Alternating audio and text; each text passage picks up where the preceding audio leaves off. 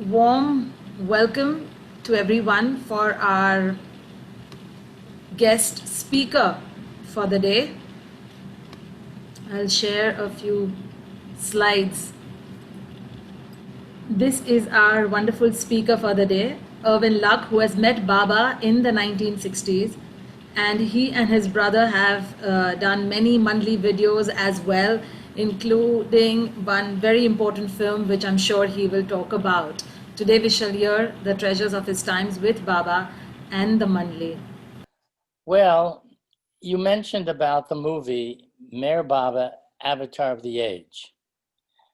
And that's a film that I produced that Dr. Deshmukh had shot many years ago. Uh, Baba did not allow any filming of his work with the Mus.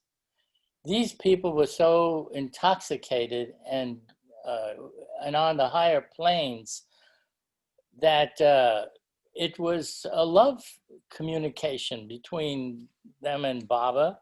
They saw Baba in ways that we don't, and they could see his beautifulness, his gloriness, things that the physical eyes that we have, it's out of our range. We don't see that, but they did, and he would go to any lengths to contact them.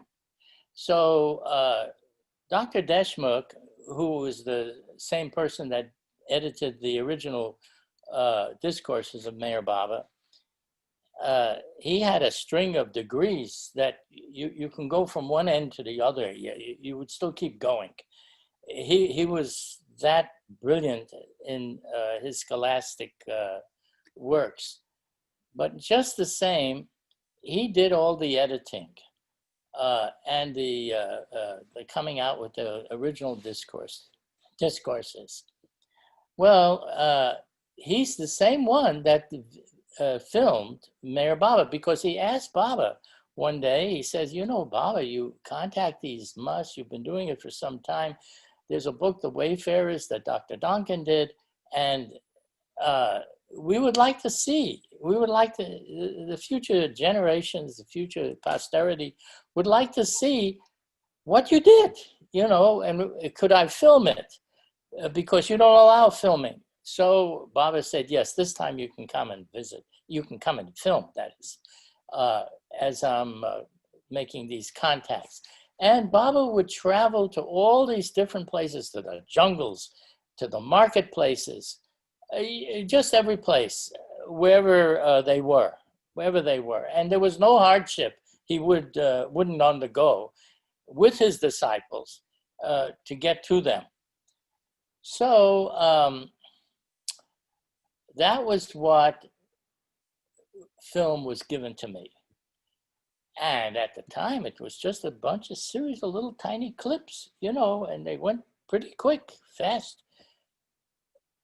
Well, as you can tell by the movie, when we finally came out with it after working on it for about 7 years, all these here film clips and everything, it turned into a film, a movie, an hour and 20 minutes. Well, it wasn't just the Mus. The Mus was about a 20-minute segment of it. There was so much other things. And I decided that I wanted to make this film where there was no narration. It would be just reciting the quotes of Meher Baba at the times when he was in these, doing his activities.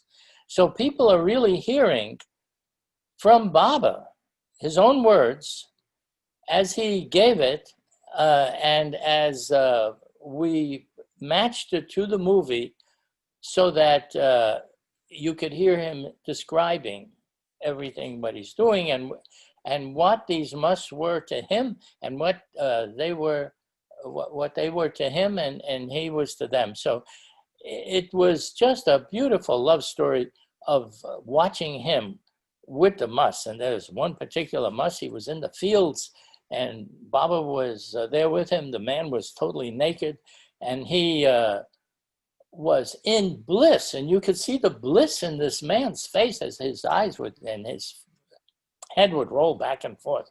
And Baba was describing the consciousness of this person. He was not conscious that much of his body. But he had a body just like we have, but the difference was in consciousness. Anyhow, in this movie, you see all that, along with a whole lot of other things that Baba did. So Dr. Deshmukh was the one who really took all that footage at that time. And even though he would probably be very surprised as the way it turned out, the way we did it, that if he had, but he died before that film came out. At the time, it took so long to do it. You know, people ask me, well, when is it going to be done? So I said 6 months, because I couldn't imagine working on anything more than 6 months. That was the only reason. It wasn't because that's how long the film would take to do, but that's what I had in my mind.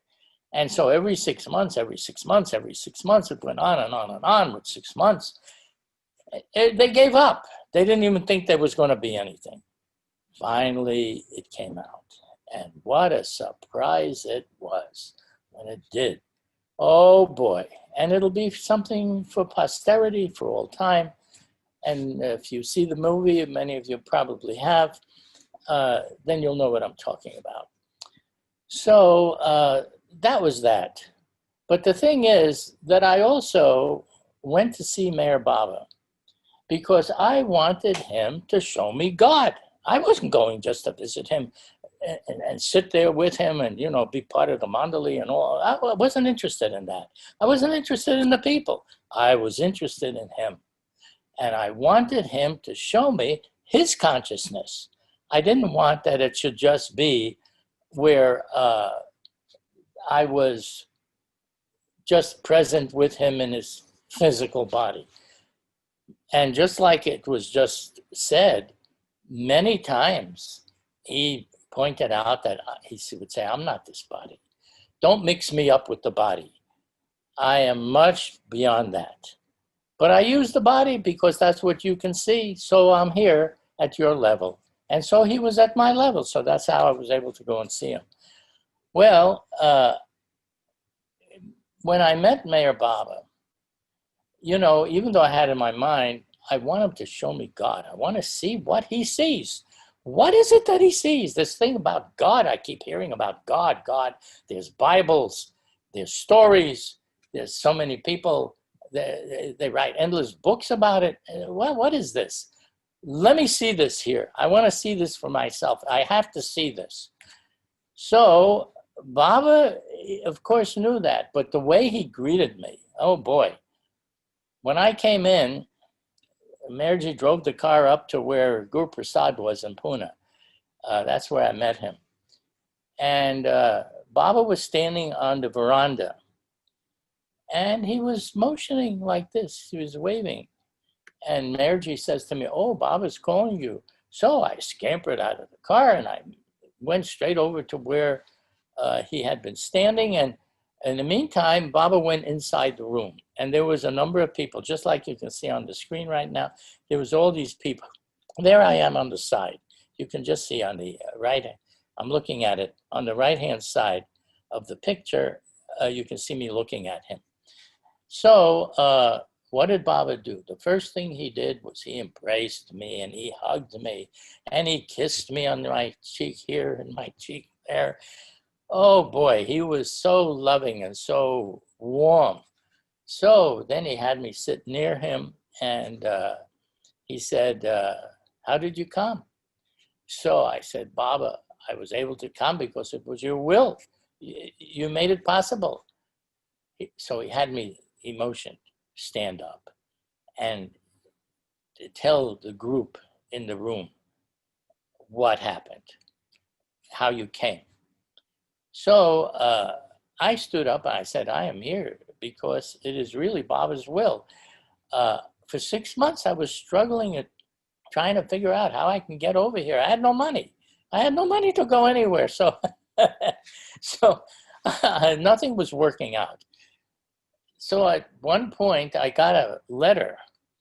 It was a family letter at the time. It was sent to all the Westerners by Mani, Baba's sister, Mani. And in the letter, she says that Baba will soon be entering seclusion. And he won't be seeing anybody at that time. There I am again. You can see me in the picture in between these two fellas. So I didn't. So I said. So I didn't have any means for going, and I got desperate when I got that letter. But Baba would soon be entering seclusion for 6 months. It said, and now you would, and he wouldn't be allowing any correspondence or visitors. Only in an emergency you could send a cable if there was an emergency. So I received this. I became very desperate. What? Another 6 months? It's been 6 months since I tried to get to him. And now it's another 6 months. If he comes out of seclusion, then it was too much for me. So I was desperate. I said, what am I going to do about this? I got to get over there before he goes into seclusions. All right. In desperation, sometimes you get an idea. And I did. And the idea was what I should have done in the first place. What I should have done. And what should I have done? I did it.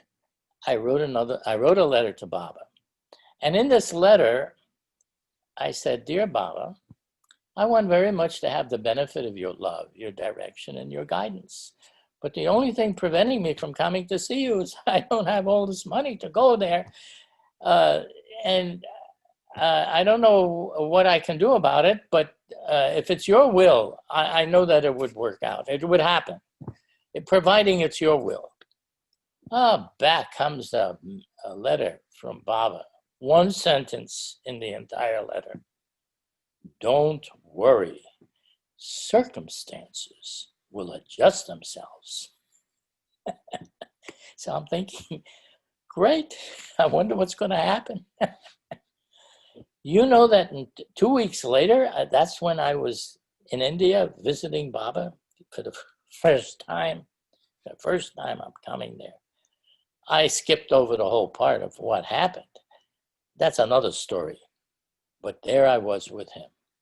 And I embraced him. And he embraced me, really, and I embraced him.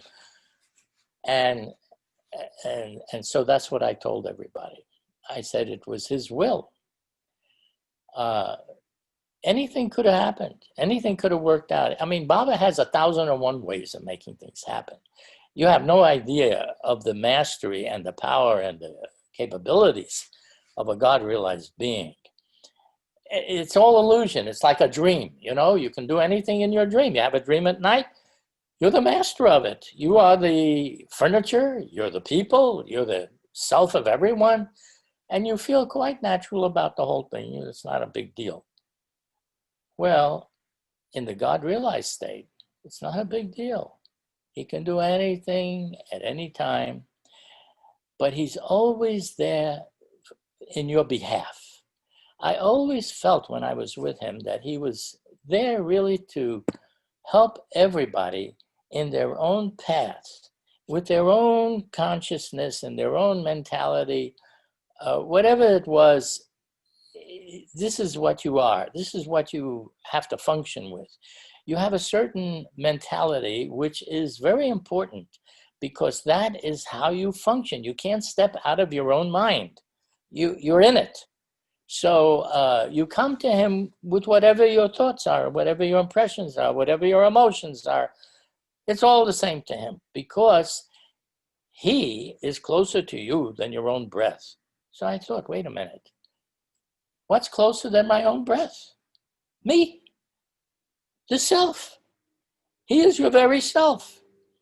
But in you, he's not enlightened. In himself, that is coming there to enlighten you, there is the power and the knowledge of how to do that. So we go to him, and that's his job. He's got a great job description. I'm everything and anyone and everyone. What kind of job description can anybody have like that? So anyhow, I was really enjoying and focused on being with him.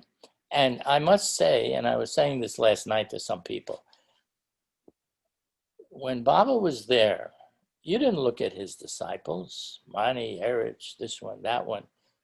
The focus was totally on him, totally. There was no one else. You focused on him, and he didn't want you looking at anybody that was serving him, which these Mandali tried to do everything they could to serve Baba, but they were not it. They were serving him. They focused on him. They would not focus on anybody else. They wouldn't focus on each other. They cooperated with each other.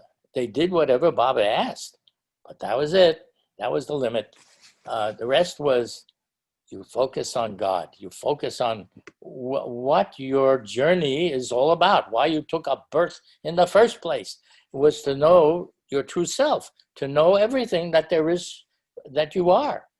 So Baba was very happy with me, actually. Over a 10-year period, there was all this communication, letters back and forth, the things that he said.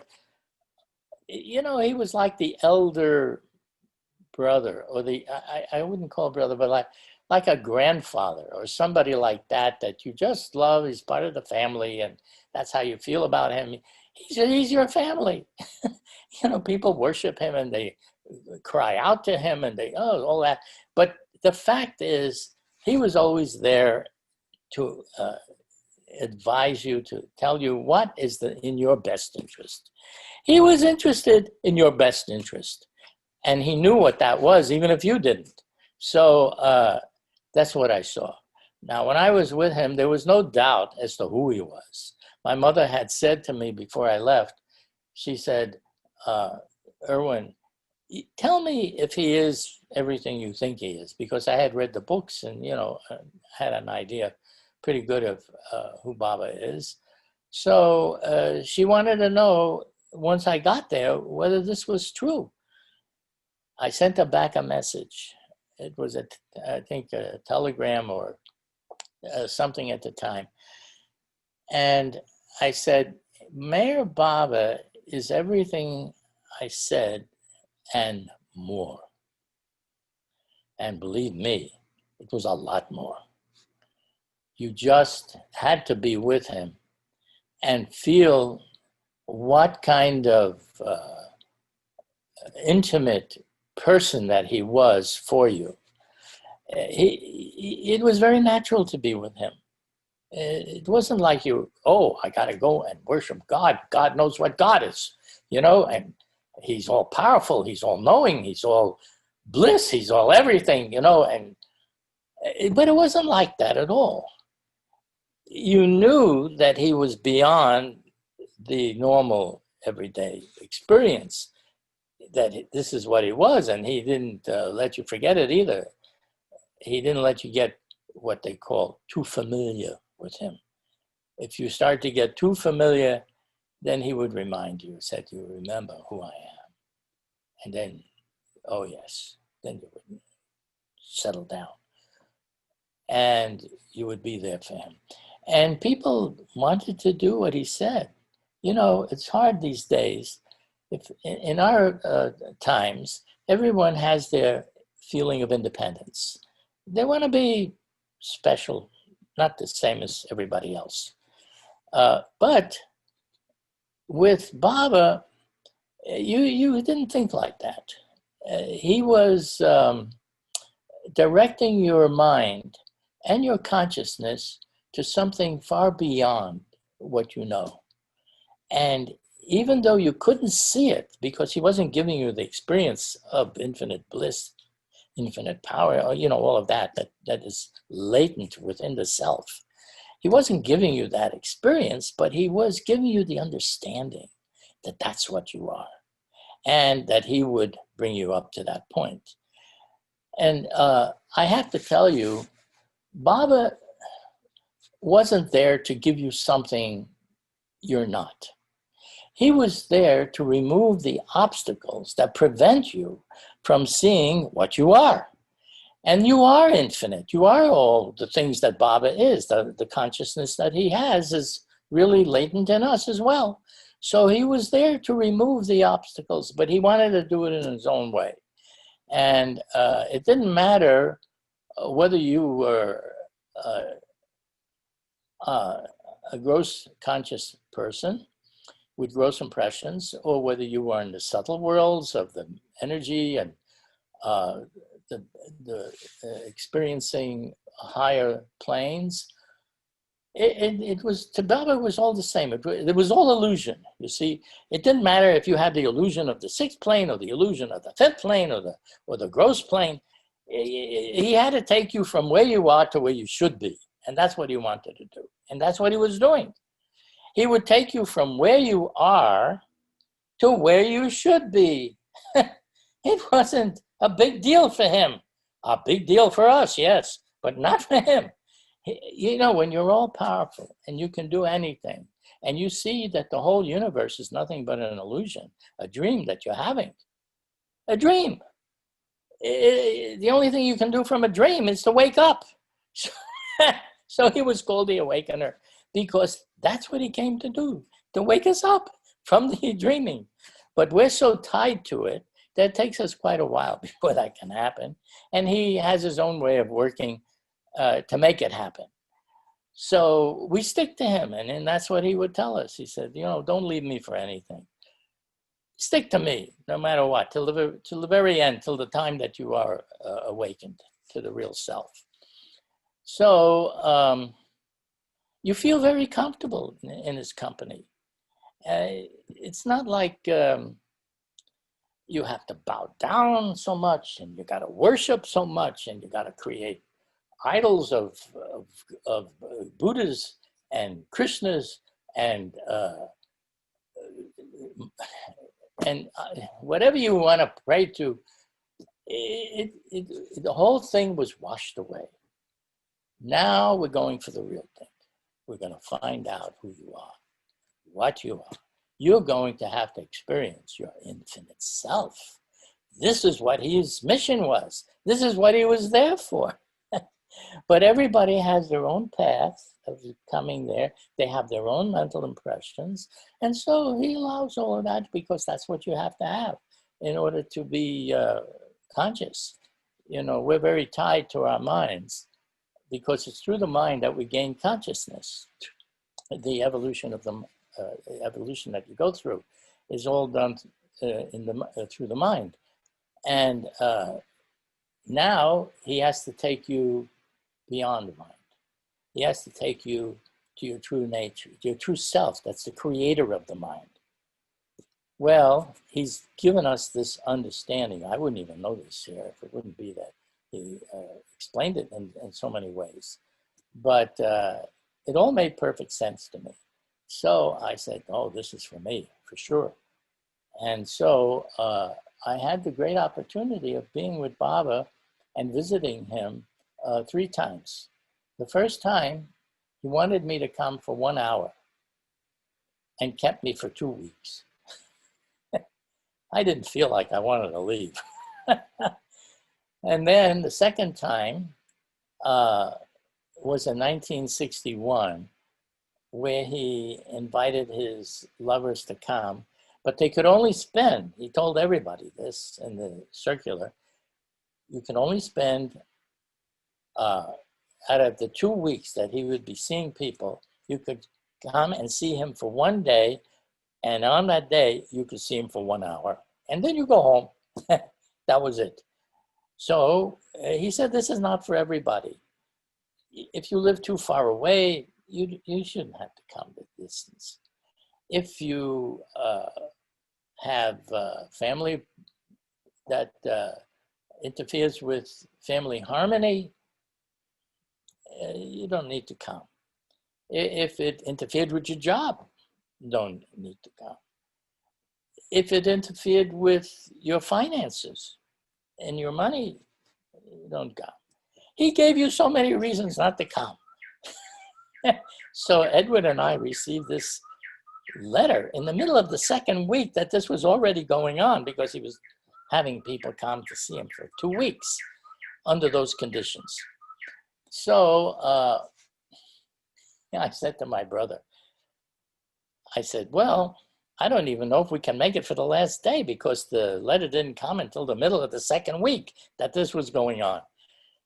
So we contacted the travel agent, and what does he tell us? He says, now, let me tell you, there's no guarantee that you're going to make it on the last day. But if everything just goes perfectly right, and there's no delays, and everything just goes very, very smooth, you can possibly make it to the last day. So I said to my brother, we both agreed immediately. He said, well, we're going to give it a try. You know, I mean, what's the worst that can happen? We don't get to see him anyhow. So, but if we get there, then we can see him. All right. And then there was the other situation. Money. We had enough money. We had saved up to go in case Baba would call, and now this was happening. So we had the money, but we wouldn't have any money left. After we went on that trip and paid for the tickets and did whatever expenses, hotel there, food, whatever it was, we wouldn't have any money left. We come back, we wouldn't have nothing. So I said, oh, look, what are we alive for? We're alive here in order to know and find the truth about our own being and attain to what is God. And we're going to worry about the money part. I'm not worried about it. Things will work out. It'll just work out. So we put that aside. Then there was the other thing. It was family harmony. If you had my father, you would know there's no family harmony. He's not going to give you harmony. He was so opposed to everything, and he was opposed to Baba, and he was opposed to, you name it, he was opposed. So I said to Edward, I said, my brother Edward, the two of us, I said, well, what are we going to do? What are we going to do about this? And he said, what? What's there to concern ourselves with? There's no family harmony. Baba said if they would interfere with family harmony, there's no family harmony, so there's nothing to interfere with. So that took care of that one. And I think there was one more that he had also mentioned. Anyhow, it turns out that we left. And when we got there, now we're with Baba. Edward is sitting there with me, and we're both there, and there was about 200 people in the room, and Baba had greeted us. And now, there was a question, of course, you know, whether we rationalized this whole thing and maybe we just didn't really follow Baba's order, and, you know, that thought entered the mind. So what does Baba do? He calls me to stand on one side of him. He's sitting in the chair. And Edward was to stand on the other side of him. And Baba begins to tell everybody in the room what difficulties we had to overcome in order to get to see him. And how we had crossed the oceans and continents just to be there just for 1 hour. And Baba was so pleased with this. And then all of the other obstacles, which are mental obstacles, you know, with the dad and with the money and all of that. Baba was saying, one of the things that he said, and he kept repeating this, such love must be rewarded. He kept saying, such love must be rewarded. So we knew we did the right thing. I didn't know what reward. I was just wanting to know him as he really is. That was it. I wasn't looking for anything else. But he did say that. And, you know, I've been talking for quite a while. If anyone has any questions, this is a Zoom. You can actually ask if you want to interrupt or anything and just ask something. That's okay. Otherwise, I'll keep babbling on and talking and telling you the greatest stories in my life that I have lived through. Anybody want to say something? Go ahead. Does anyone have questions for Irvin? Then he could answer that before we proceed towards some more stories from him. Were All you right. addressing me? I'm sorry, I couldn't hear everything. We're just asking everybody if they have any question, or else we could continue for another 10 minutes with you to hear some more stories. And we also have a part 2 next Saturday with Irwin as well. So we're not going to have enough of you. And please, Okay, I can't believe I talked for 40 minutes already. Is that right? It's please. 10 minutes long. Just Please. ring the bell when it's Yeah, time. right. Quit. Please digitally raise your hand. We've had a couple of hands up. Kashmira, do you want to say something? She wants to sing, I think, afterwards. And Bobby Kapoor? Bobby, yeah, maybe. Hi, Irvin. Hello. Irvin, thank you for sharing the lovely stories. You talk about Baba in the past tense.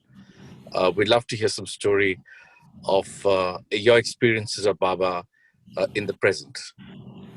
Well, that's a good question because we're living now. Baba is no longer in his physical body, and as far as that's concerned, I'm just like everybody. I don't get to see him either. You want to meet him? I can't meet him either again. You know, I was having the privilege of meeting him before, but we're all in the same boat that way. Baba has a boat. He has his mandali up there in the captain's quarters where they steer the ship. And then there are others that are just on board, you know, just watching whatever happens and whatever the captain wants to have us do. And then there are maybe some that are in the gallows. But the fact is, the whole ship is going to the same place, no matter where you are on it. You can be on the plains, you can be in the gross world. So what do I experience? I experience now where I feel, and this is something that Baba did mention to me. He said once, this was some years back, now he says, it's time that you began to feel my presence. Because even though in my mind, you know, I understood about Baba and it appealed to me very much, but to feel the presence, you know, that's something else again. And that didn't really happen right away. When Baba told me that, and it was in a letter, I wrote back to him, yeah, you know, I'd like to feel your presence. Certainly all for it. So, but then gradually, after a few years, I began to really feel that, you know, something, I can feel Baba's in me. I can attune myself to that feeling anytime I want. And it's very nice. It's nothing supernatural. It's just where you really feel your presence. You feel the presence of what he is to some degree. I'm not saying, you know, infinitely so. But this reminds me, and I will go back to this. The first time I went to a Baba meeting was in New York. And it was before I met Mayor Baba also. And I had just come to know about him. So I went to this meeting, but that whole day I had this pressure in my head and I was like worrying and worrying and worrying. I didn't even know what I was worrying about. Usually you have to have something that you can pin it on. I'm worried about this or that. No, this was just the worry without knowing what it is, pinning it on anything. And that was very unusual. So I almost didn't go to the meeting because I thought maybe I'm not well enough or something. I don't know. This isn't good. But I decided I'm here for this. I'm going to go. So I went. Now, the meeting was at Fred Ellis' house. They were the group heads in New York at the time. And they had an apartment. So I knock on the door and they opened the door and I take one step into the apartment, 1 foot is out, 1 foot is in. And all of a sudden I began to feel, hey, wait a minute, this whole worry is disappearing. And I come inside and it was gone. I said, boy, that's amazing. You know, this never happened before. Anyhow, it was gone. But then there was something that started to replace it. And it was a feeling, an experience of super well-being. I mean, really super. Again, that was something I never had. And I start to feel this here. And as this meeting progressed, because what were they doing? They were reading Baba's discourse. People were listening, talking about it. But this feeling of it, this presence, it became so strong that at one time I said, if this gets any stronger, I'll see Baba actually physically appear here. Too bad it didn't get that strong, but it did almost to that point.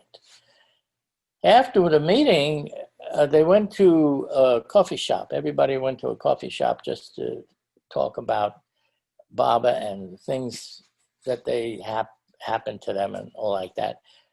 I'm walking along and I'm feeling this here. And Adele, some of you may know her, she was there at the meeting, Adele Walken, and she, and I said to her, I said, you know, this is such a credible meeting. How come there aren't more people? There was only maybe 15. I said, the whole world would want to come here. And she says, well, yeah, it was very nice. The meeting was good. And right then and there, I realized they didn't have that kind of experience. And the truth is, I never had it again like that. But it did happen. And I really felt the presence at that time, more than I ever felt in my entire life, right up till today. So that's one of the things. But I think, just to culminate this, you asked me how I feel now and what is the present experience. I feel that I can draw on that presence, not the way it was then, but just the way it is now, where I feel like he's there in me as me. And it's not like he's someone else. He's always you.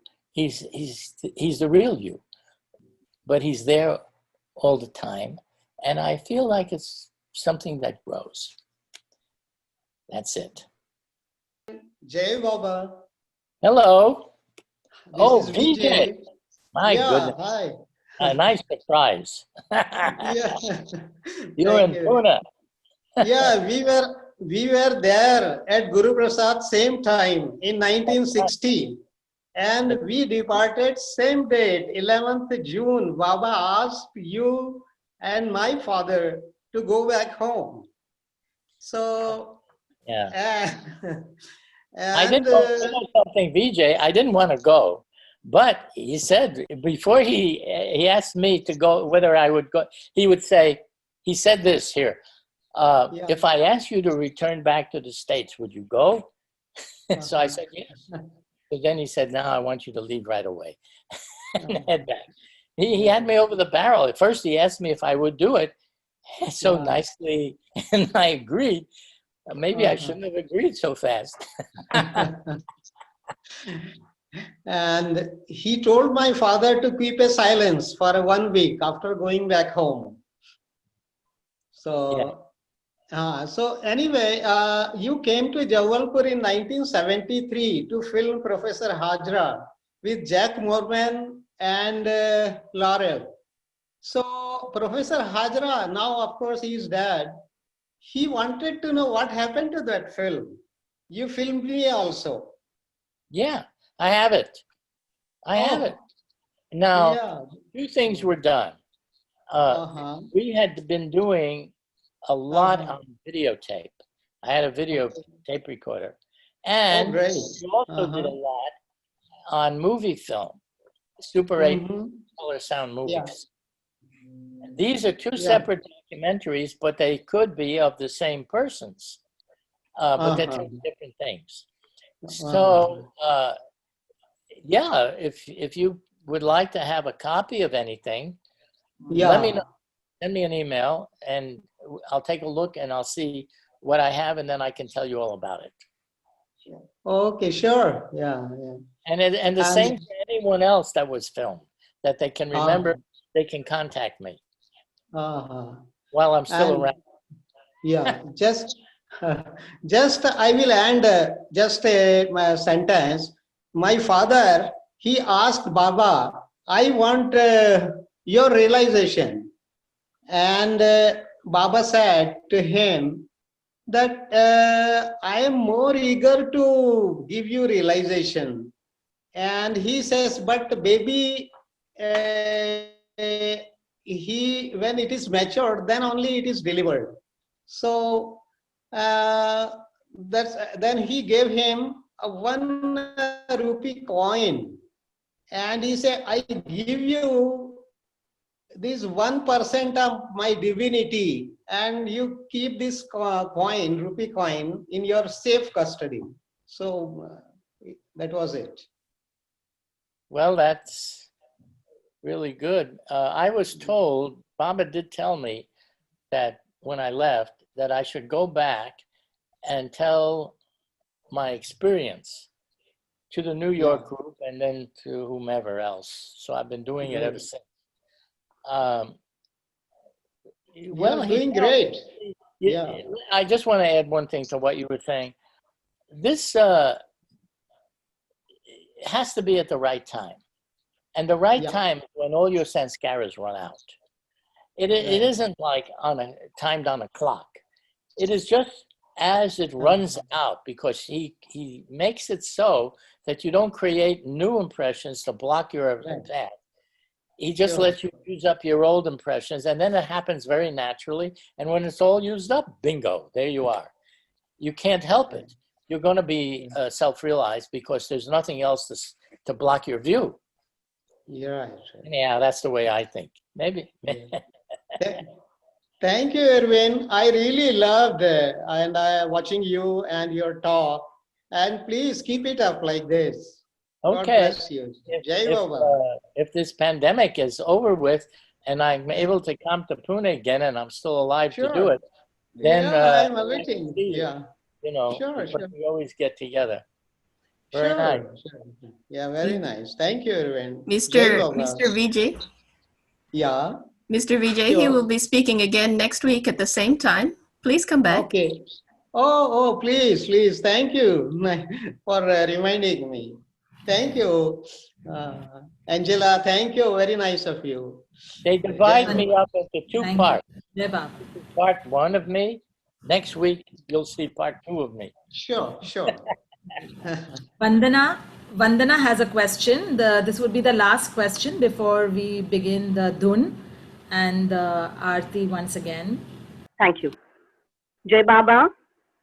Irvin, I just needed to ask, of course, all your moments with Baba would have been precious and joyful. But was there any one such moment which is sort of etched in your heart, and that was really the turning point of your love for Baba or your realization with Baba? Well, as I said earlier, I went there because, like your grandfather, he's just talking about his father, to know him as he really is, that I should see and experience, have his consciousness also, because it's the ocean. All the bubbles have to become part of the ocean when the bubble part of their life is over. So I went there for that. Now you asked, well, what was the high point here? On my way out, me and my brother, Edward, we were leaving. This was, I think, when the second time that we saw Baba in 1961. It was the second time. And as we're going out, everybody had left already. We were always like the last ones lingering till the very end. And Baba was sitting in his chair there, and Erich was with him. And then Baba, as we were going out very slowly, and as we're going out, Baba raises his hand up like this. His hand up, and he goes like this: 1, 2, 3, 4, like that. 4 levels. 1, 2, 3, 4. And Erich is reading Baba's gestures. Baba's saying, one day, I will give you the highest consciousness. And he repeated it again. It went like that 4 times. One day, I will give you the highest consciousness.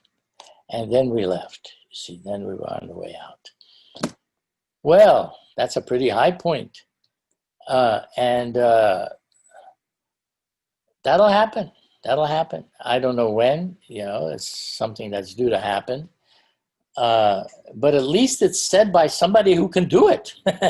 Everybody else can wish you the best, but this is not like that. This is the one that can actually make it happen.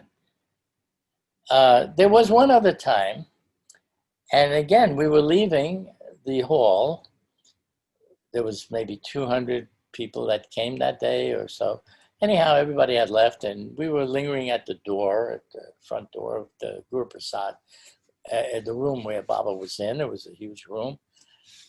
And as we're going out, Baba snaps his fingers, and we turn around and we look at Baba, and he said, and he's gesturing, and Erich is reading Baba's gesture. Remember, I am God in human form. And then he said it again. Remember, I am God in human form. And then he motioned dismissed. And that was the end. That was the end of that day. So that is a couple of things that were very important. Stood out in our minds. Thank you so much. Thank you, Irvin, for this wonderful share. And we are waiting for the next Saturday, part 2 of it. Now we will begin a video of Meher Dhun for the first few minutes, which will go into the Australian Arti. This was a video prepared for our satsangs, where we actually over here usually do the Arti at the end of the event. So we'll have one more Arti for today, and then go into 1 minute of silence before we end.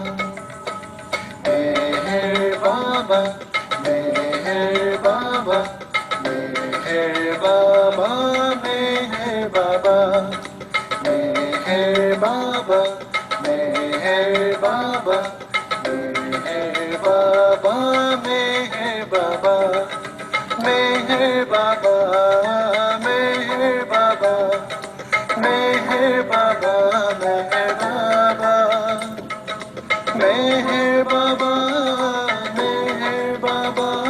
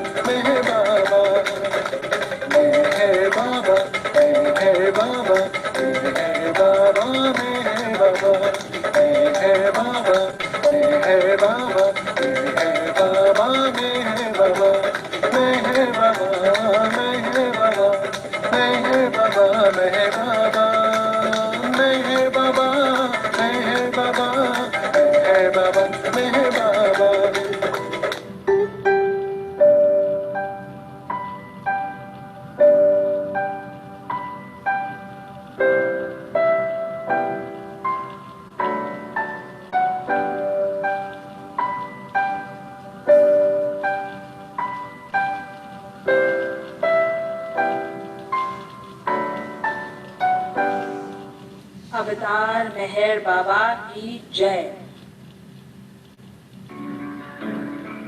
Oh, glorious, eternal, ancient one, your face is a bright, transcendental sun.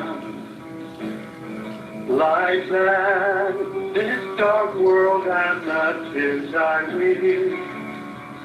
My heart meher I give to you to see.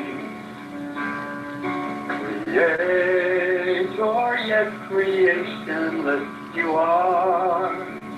Truth and truth's body, divine avatar. Through compassion, godly worlds maintain. Destroy this ignorance that life sustains. Inspired lights are the whirling spokes of breath of the world's wheel that bears me on to death. Unless you are infinitely kind, break the wheel of which is conditioned mind. This incense is my love, deep roots my heart, which to please you I have shaved from my heart. Accept them as you would a simple flower that has no use beyond its shining hour.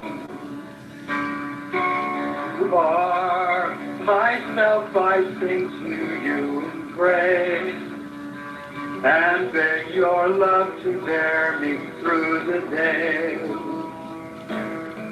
Till you, the ever-living perfect one, illume my darkness with your shining sun.